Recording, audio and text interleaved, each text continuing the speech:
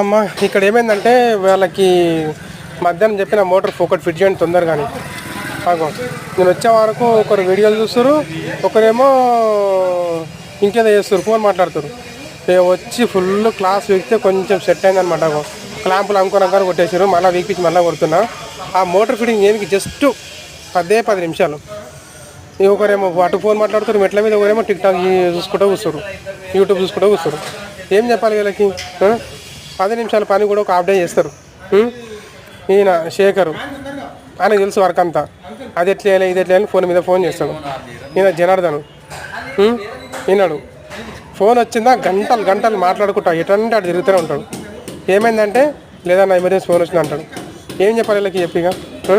ఇంకా చిన్న పని చేయను కూడా ఇంతసేపు, చాలా చిన్న పని 10 నిమిషాల పని హాఫ్ డే చేసిరాను. తిట్టంగానే ఫోన్ పెట్టిండు, వచ్చి గిఫ్ట్ ఉండు దానికి. ఏం చెప్పాలి?